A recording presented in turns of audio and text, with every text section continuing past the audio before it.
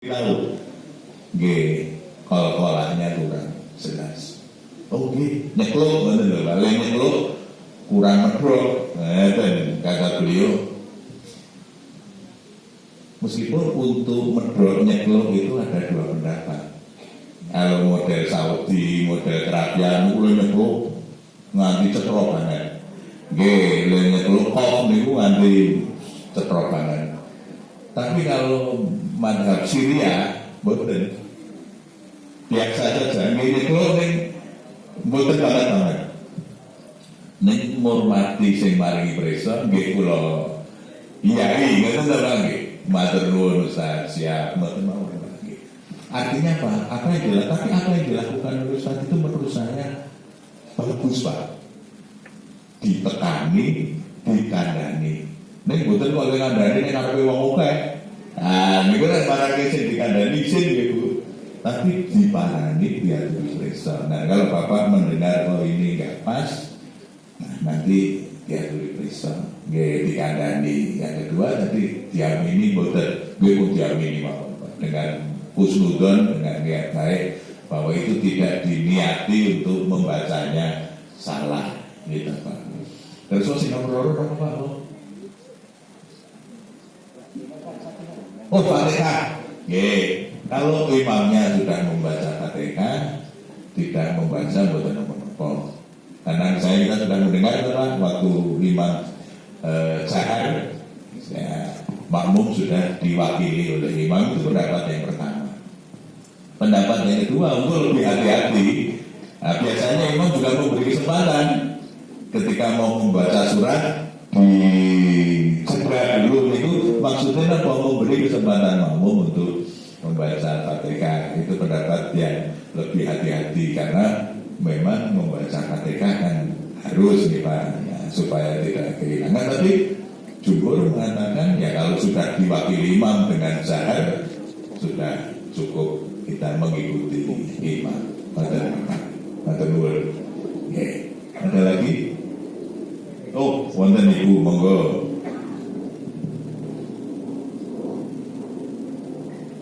Assalamualaikum warahmatullahi wabarakatuh.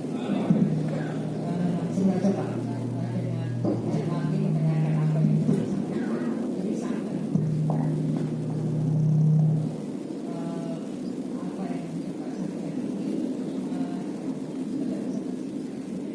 Oh ya, ternyata memang sabar dan seperti ini Pak. Ini gini Pak, kalau apa yang pengalaman kehidupan saya ya, ini saya mau tanya, saya takut kalau sebenarnya apa yang saya lakukan ini salah atau enggak ya?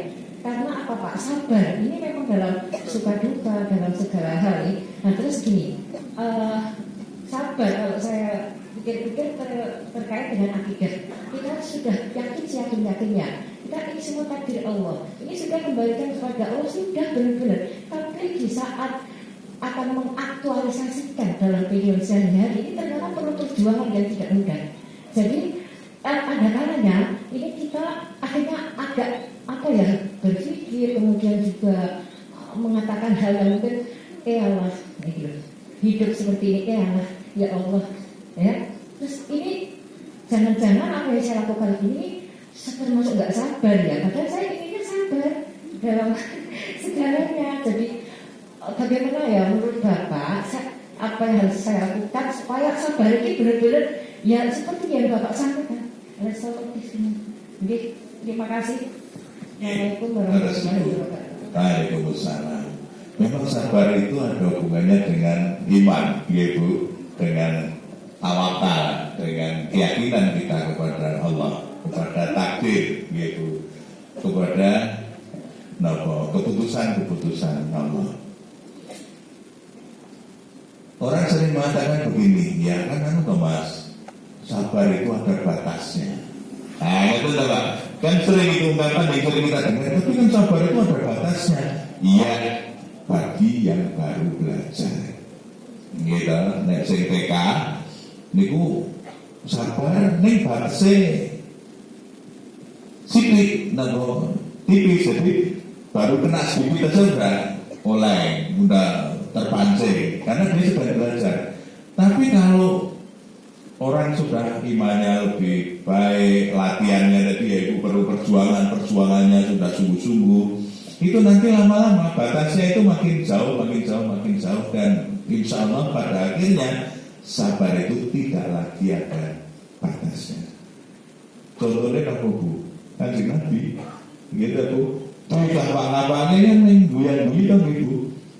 Bagaimana kesabaran Nabi yang dilempari, dicaci maki, bahasa sing bandemi, sing mencaci maki gerak, malah ditinggi itu Nabi. Itu yang menyebabkan beliau masuk Islam kan karena itu. Ini orang kok baiknya kayak begini.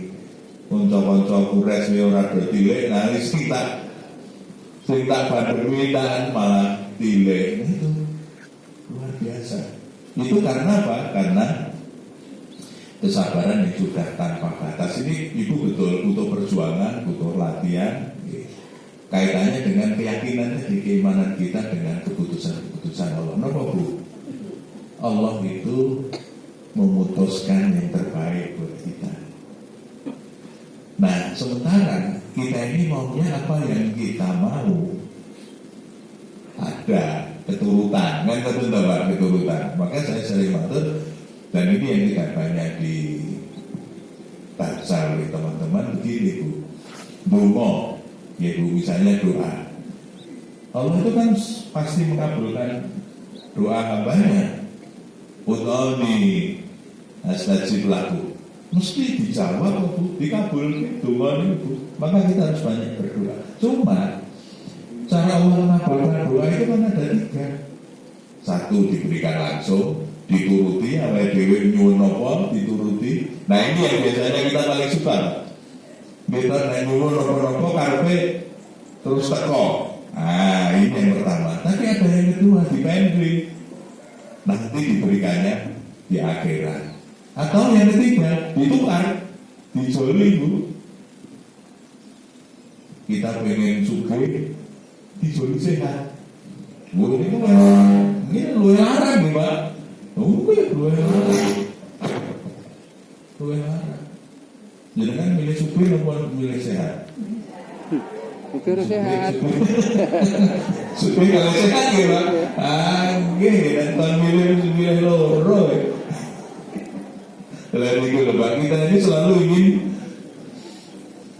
apa yang kita mau terpenuhi. Nah, begitu tidak terpenuhi biasanya belum. Nah, di sini latihan kesabarannya di sini Bu, bahwa tidak semuanya kita inginkan itu terpenuhi. Karena apa Bapak Ibu? Allah sebetulnya yang paling tahu apa yang pas untuk kita. Misalnya tadi saya guyon soal caleg yang tidak jadi. Kalau tidak jadi, mungkin Allah ingin menyelamatkan dia. Oh raiso, sampai ora kuat ning jero. Ngoten Bu. Nggih Pak, karena ada teman kiai itu yang ngendika begini Mas, biyen zaman aku ning jero, maksudnya waktu jadi legislatif. Aku sering loro ya Mas, lha pripun kiai?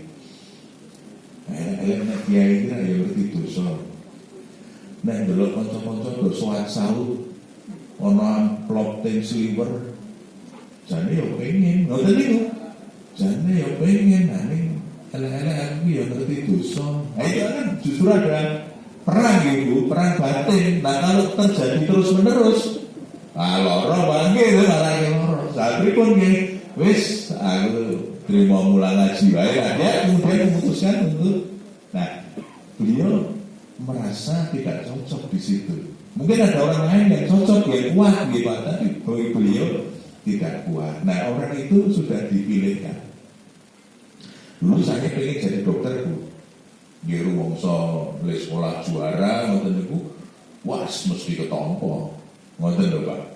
Dulu yang ada cuma UGM sama UNS, Pak. UNS pun masih baru. Dalam pikiran saya nek kula jadi dokter, amalnya bisa banyak. Nek wonten wong ora duwe priksa tanggal kula berarti seluruh idealisme anak muda kan ngoten nggih Pak. Zaman semono kula daftar semua. Alhamdulillah Bu, mboten nonton saya ketompo. Pertanyaannya belum mboten Bu.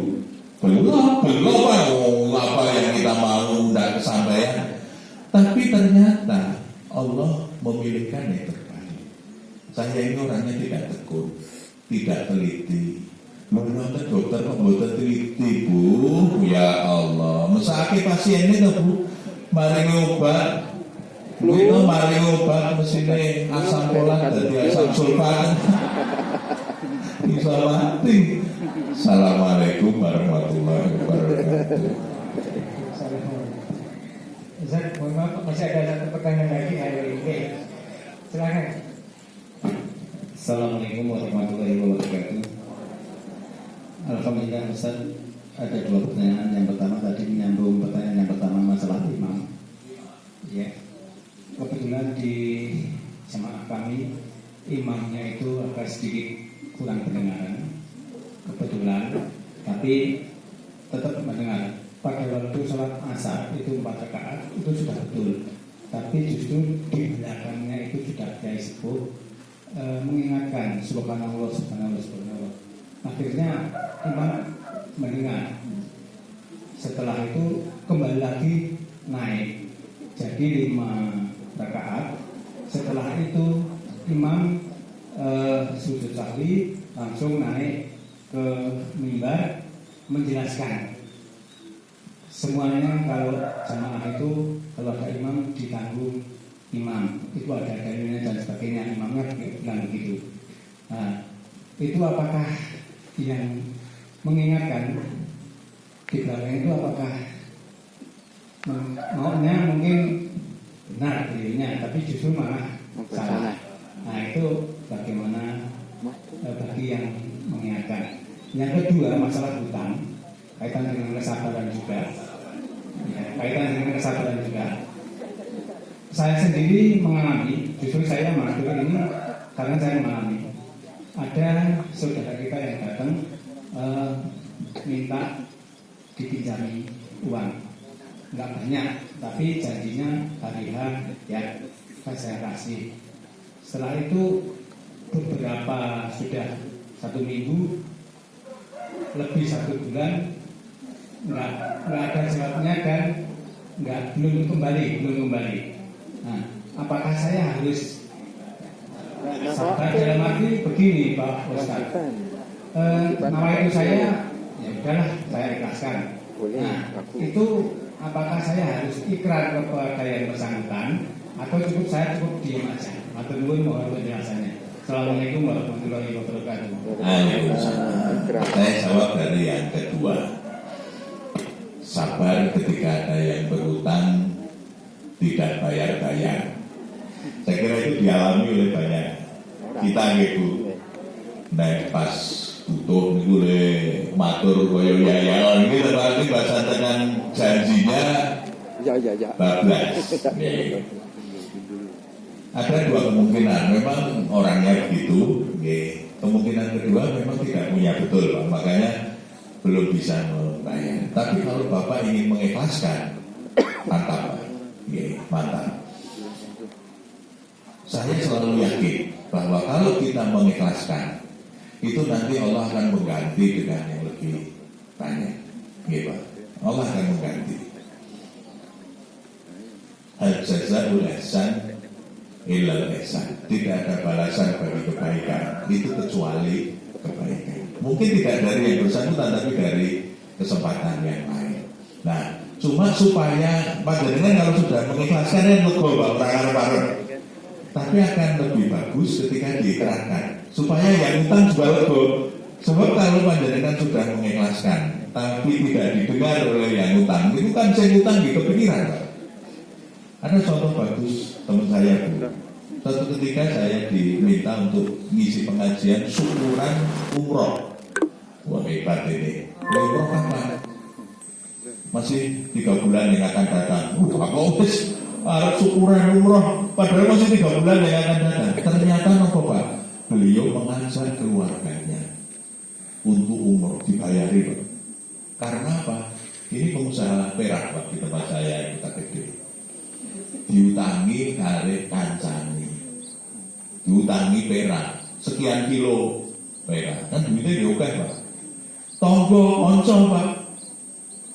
Nek ke masjid, niku mesti nglimati omahe sing utang.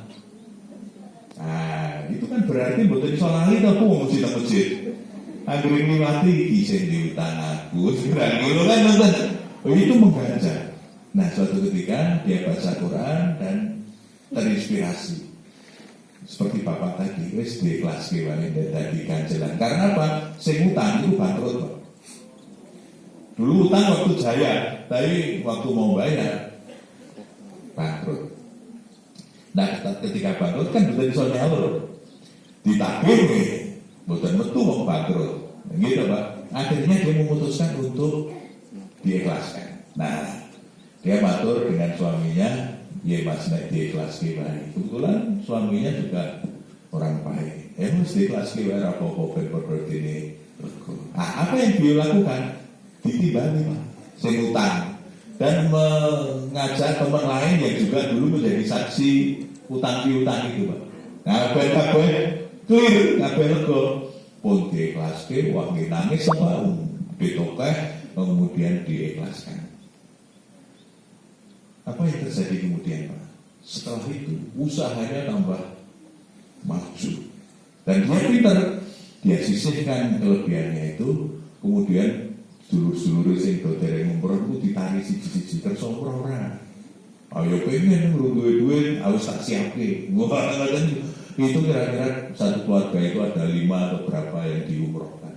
Karena itu hasil dari mengikhlaskan hutang yang besar gitu. Apalagi kalau cuma sedikit. Itu banyak, sekian kilo diikhlaskan.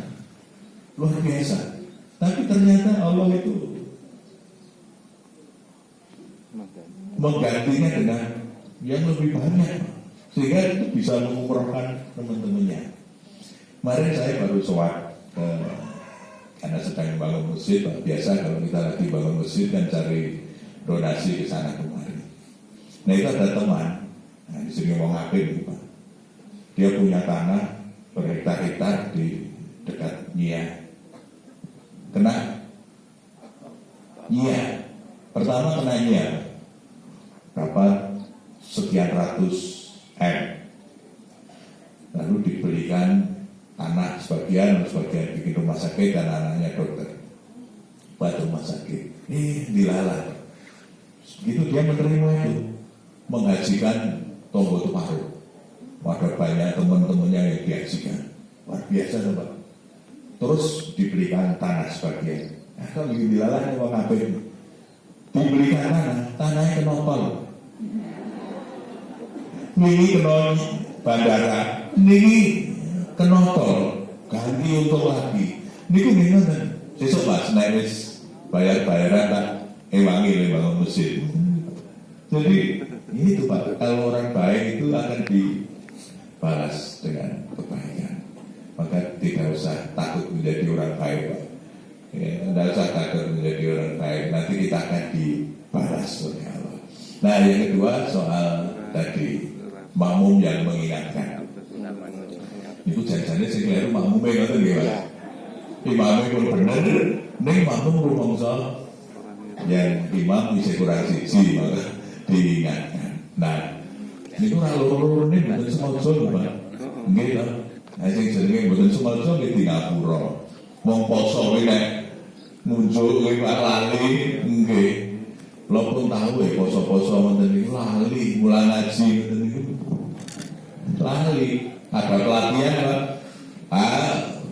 Disiapkan minuman, kadang waktu-waktu terus ngombe, sahur pindu. Ini jenenge lali di Singapura. Insya Allah kalau tidak disengaja, kita apa-apa. Kecuali sengaja beda, keliru. Tapi kalau tidak sengaja, tidak apa-apa. Nanti Bapak Ibu, masih ada. Cukup, sesuk meneh kan. Insyaallah lain kesempatan kita bisa sambung lagi. Matur nuwun, assalamualaikum warahmatullahi wabarakatuh. Assalamualaikum warahmatullahi wabarakatuh. Waalaikumsalam warahmatullahi wabarakatuh. Alhamdulillah. Bapak Ibu sekalian, sebelum pengajian ini kita akhiri, informasi yang pertama untuk infak, alhamdulillah terkumpul infak sebesar 2 juta rupiah. Alhamdulillah, jazakumullah khair. Kemudian yang kedua, ada serah terima bantuan pelunasan utang Masjid Sami Garut. Saya akan disampaikan langsung oleh Ustaz Zakir. Pada Pak Agus tadi bisa ke depan untuk menerima. Bagian baik kejadian ini Iya, Mas. sholatan terawih wis ben papat burine proses langsung subhanallah terus ada imamnya